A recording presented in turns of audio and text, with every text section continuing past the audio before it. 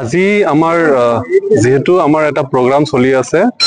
সেৱা হি সমৰ্পণৰ প্ৰথম কাৰ্যসূচী হিচাপে আমাৰ ব্লাড ডোনেশ্যন কেম্প যেটো আমি ভলান্টাৰী আমাক দিব লাগে সেইকাৰণে আমাৰ ইয়াতে এটা কেম্প পঠোৱা হৈছে ডিস্ট্ৰিক্ট হস্পিটেল হাটচিংমাৰীত আৰু সেই হিচাপতে আমি ইয়াতে সাকসেসফুলি আমি কমপ্লিট কৰিবলৈ ধৰিছো ইতিমধ্যে আমাৰ যিবিলাক পাৰ্টিসিপেন্টস আছে উইলিংলি আহি নিজৰ ব্লাড ডোনেট কৰি আছে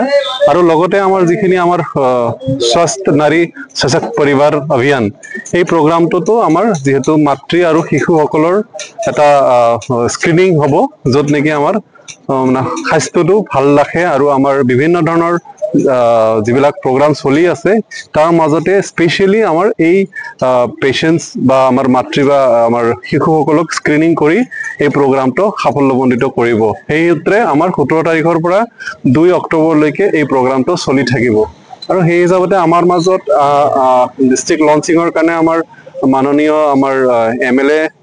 শ্ৰীযুত আমিনুল ইছলাম স্যাৰ আহিছিলে লগতে আমাৰ জিলা আয়ুক্ত মহোদয় আহিছিলে অতিৰিক্ত জিলা আয়ুক্ত মহোদয় আমাৰ জইন্ট ডক্টৰ স্যাৰ আৰু বিভিন্ন ডিপাৰ্টমেন্টৰ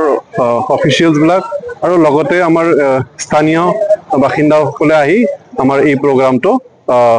সাফল্যমণ্ডিত কৰিবলৈ সক্ষম হৈছো এইটো ৰক্তদান কৰি আছে যিকোনো মানুহ দিব পাৰিব হয় যিকোনো মানুহে ৰক্তদান কৰিব পাৰিব যাৰ ব্লাড প্ৰেছাৰ অলপ হাই থাকে তেওঁলোকৰ অলপ টেকনিক্যালি কিবা অসুবিধা থাকিলে তেওঁলোকে হয়তো পাৰ্টিসিপেট কৰিব নোৱাৰে আৰু বাকি কোনো অসুবিধা নাই আমাৰ সকলোৱে ইয়াতে ব্লাড ডোনেট কৰিব পাৰে চিলাবাসী ৰাইজক কি আহ্বান জনাব আহ্বান এইটোৱে যে আমাৰ যেহেতু এই ফাৰ্স্ট টাইম আমাৰ এই ব্লাড ডোনেশ্যন কেম্প আমাৰ ডিস্ট্ৰিক্টত এইবাৰ হৈছে এতিয়ালৈকে হোৱা নাই আমি আমাৰ হেলথ ডিপাৰ্টমেন্টৰ তৰফৰ পৰা সকলোকে অনুৰোধ জনাইছো যাতে এইটো ব্লাড ডোনেশ্যন কেম্পত যিহতে অহা নাই পৰৱৰ্তী যি আমি ব্লাড ডোনেশ্যন কেম্প পাতিবলৈ লৈছো তাতে যাতে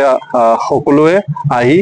এই ভলান্টাৰী ব্লাড ডোনেশ্যন কেম্পত অংশগ্ৰহণ কৰে আপোনালোকে চাই আছে নিউজ কেয়াৰ 24 সত্যৰ সন্ধানত অবিৰত যাত্ৰা।